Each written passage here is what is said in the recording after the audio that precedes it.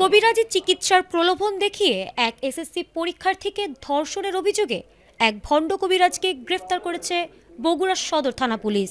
অভিযুক্ত ব্যক্তির ধর্ষণের দায় এড়াতে ঘটনার পেছনে জিনের আসর রয়েছে বলে অপপ্রচার চালিয়ে আসছিল। স্থানীয় সূত্রে জানা গেছে, ভুক্তভোগী ওই শিক্ষার্থীকে শারীরিক অসুস্থতার দোহাই দিয়ে চিকিৎসার কথা বলে কৌশলে ধর্ষণ করে অভিযুক্ত কবিরাজ।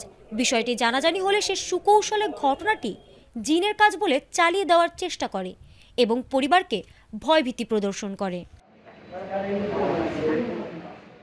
ভুক্তভোগীর পরিবারের অভিযোগের ভিত্তিতে বগুড়া সদর থানা পুলিশ অভিযান চালিয়ে ওই অভিযুক্ত কবিরাজকে গ্রেফতার করে।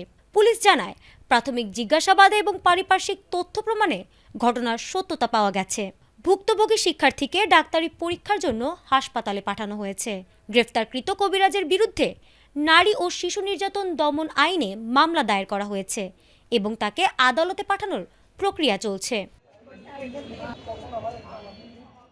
বগুড়া সদর থানার অফিসার ইনচার্জ জানান, এ ধরনের প্রতারণা ও অপরাধমূলক কর্মকাণ্ড রুখতে পুলিশ কঠোর অবস্থানে রয়েছে।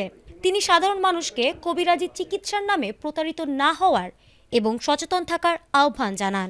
গত 4/5/2026 তারিখ মোহাম্মদ আলী নামে একজন ব্যক্তি থানায় এসিয়া অভিযোগ করেন যে তাহার নাবালিকা মেয়ে মাথার যন্ত্রণায় দীর্ঘদিন ভুগছিল।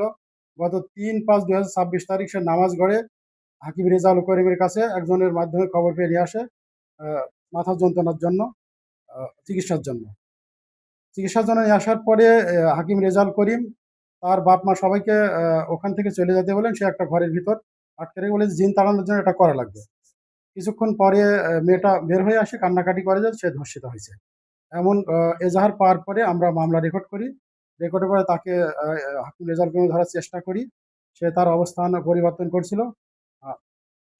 অদ্য 5/5/2026 তারিখ আমাদের মামলা তদন্তকারী কর্মকর্তা এসআই সুমন তাকে গ্রেপ্তার করে। আমরা তাকে জিজ্ঞাসাবাদ করছি, রিমান্ডের আবেদন করা হবে। মামলা তদন্ত করে সুষ্ঠু বিচারের জন্য তাকে আদালতে সোপর্দ করা হবে।